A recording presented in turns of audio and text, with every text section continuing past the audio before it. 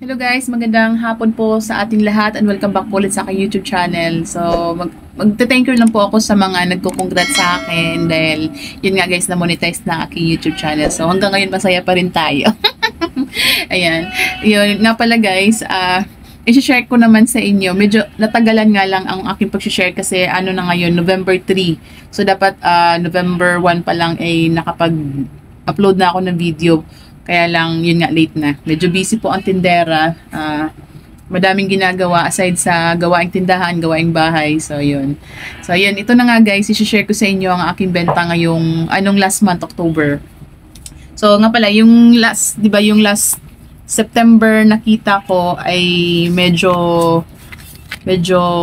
mababa nga, di ba, guys? Ayan, yung kita ko last month, guys, nung September, ay nasa yung benta nasa 121,630. So kumita tayo sa 10% na markup ko guys ay meron tayong 12,164 round off na natin. So doon lang ako kumukuha guys 15%. So minsan naman yung ating benta ay hindi naman yung yung paninda natin ay hindi naman 10%, 15%, meron naman tayo minsan 20%, 'di ba? 30%. So para lang dito lang ako kumuha 10%. Yan. So, yung naman natin guys, nung GCash naman natin nung September ay 8,340. So, kung i-add natin yan guys, yung, wait lang. So, yung kita natin, add natin sa GCash. So, kung meron tayong, yes. Yan guys, balik tayo. So, yung kita natin na 12,164. 12,164. Ayan. Plus, yung kita natin sa GCash na 8,340. 8,340 ay meron tayong 20,504 sa kita sa isang buwan. So, ayan. So, ito guys, hindi kasama dito ang ating so, paputol-putol tayo. So, ayan guys, ang kita natin nung last month ng September kasama benta ay kita nung sa grocery natin saka sa GCash ay nasa 20,504. So, not bad, 'di ba? So, meron tayong ganyan guys. So, sa naman, share ko naman sa inyo yung ating last month na kita. So, yung last month natin na benta, October, ayan, October 2023. So, yan. October 1 to hanggang October 31. So, yan. So, pakita ko lang sa inyo isa-isa, guys. So, October 1, 4,365. October 2, 5,939. October 3, 3,951. October 4, 861. So, minsan, guys, pag malaki yung benta natin, ay minsan may bigas yan. So, yan. October 5, 5,610. So, medyo lumalaki-laki guys ang ating benta. Ngayon naman, sa October 6, yan, medyo mababa. So, hindi naman lahat ng araw ay maganda, 'di ba? Minsan may matumal, minsan maganda yung benta. So, October 7, 5,925. October 8, 6,255. October 9, 5,650. So, compare dati guys, medyo okay ngayon ang aking benta. So, October 10, 5,940. October 11, 5,621. October 12, 6,331. October 13, 5,365. October 14, medyo malaki, 7,929. So, October 15, 6,095. October 16, 5,600. So, talaga nung last month, guys, September, since talagang medyo wala akong bigas, talagang mababa talaga yung aking benta. So, 12,000. So, October 17, 4,330. October 18, 5,010. So, yan guys ay total yan ng October 1 hanggang October 18. Para pag inad ko naman ulit, dito na ako mag-i-start para hindi pa balik-balik. So, October 19, 6,350. October 20, 4,345. October 21, 5,035. October 22, 4,755. October 23, 5,030.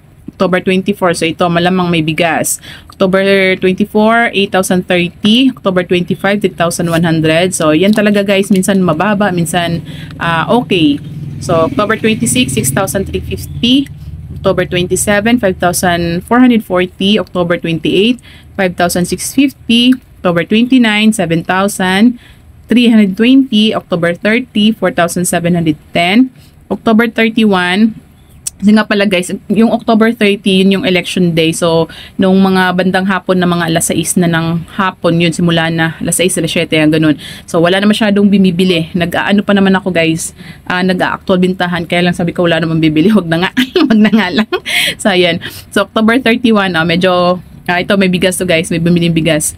May kumuha pala. So, 8,030. Yung total benta natin from October 1 to 31 ay nasa 176,546. Mas okay yung aking benta ngayong month ng October compare last month ng September. So, ayan, medyo nagano siya. So, yun nga pala guys. So, ito nga ang total benta natin, 176,546. So, yung profit po natin sa 10% po na markup ay meron tayong 17,655. So, ayan. So, not bad, diba guys? So, medyo lumaki na compare nung last month na 12,000 lang. So, at least, diba? Kasi meron na tayong bigas. So, yun talaga guys, ang nagpapalaki sa akin yung minsan yung bigas. Kasi, dati, dati kasi malakas yung aking Red Horse. Yun nga lang, may nagbebenta na doon banda sa madami kasi tao doon banda kung saan nadadaanan yung nagbebenta ng Red Horse. Bahay lang sila. Pero, so, okay lang. Mina talaga ang aking Red Horse. So, yun nga guys, yung Gcash ko naman na i-vlog ko na to. So, yung total Gcash natin sa month of October ay nasa 8,887. So, kung ito total natin ang ating kita sa buong buwan, add muna natin. So, 17,000. Wait lang. 17,655. Ayan. Plus 8,887. So, yung total kita natin sa buong buwan ng October ay nasa 26,500. Nag-blurred. 26,542. Ayun.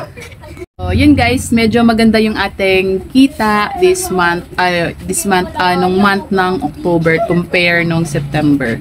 Diba? So, yun talaga guys, ang nagpapalaki sa akin ng is yung bigas. Tapos yung mga, syempre, may mga grocery din. Yun. Nga pala guys, yung kita namin ng 26,000 sa October, yung 20,000 guys, lagay na namin yun sa aming savings sa aking Diyosawa. So, doon na namin siya sinisafety. Tapos yung 6,000 guys, binabawas namin doon yung aking, tawag dito yung SSS ko, Pag-ibig, PhilHealth. Tapos yung load ko na 450 kada buwan kasi meron akong load na binabayaran kada buwan kasi yung sa TNT na only data 1 month pala yon. So 450 din yun sa TNT. Tapos yung sobra guys, yun naman ay pinapaikot lang din namin dito sa tindahan. So ganun lang po ang aming kinukuhang kita dito sa tindahan. So, 'di ba? Hindi na siya not bad yung 20,000, 'di ba? Na 20,000 plus na kinita natin sa tindahan kasi syempre dito lang naman tayo sa tindahan. Minsan talaga nakakapagod. Nakakapagod pag gusto mong magpahinga. Minsan hindi ka nakakapagpahinga, antok na antok ka, may tatao po. So, syempre kailangan mong tumayo, 'di ba? Kasi sayang naman yung benta. Laging ganoon ang ating iniisip yung benta natin. Tapos pag naman pag umaalis tayo, doon tayo malungkot naman kasi wala tayong kinikita. Ganun, di ba? Tapos, syempre, pag ikaw tindera, ikaw lang mag-isa, minsan wala yung asawa mo, wala asawa mo, kasi nagtatrabaho. Pag ikaw lang mag-isa, minsan talaga nakakapagod, nakakabore. Tapos, sa'yo yung lahat ng display. So, maganda lang pag nandito yung asawa ko, ay tinutulungan niya talaga ako sa mga, kahit sa pagbabantay pag nandito siya. So, yun lamang guys ang aking sinishare. Maraming salamat sa panonood. Paalam, bye-bye.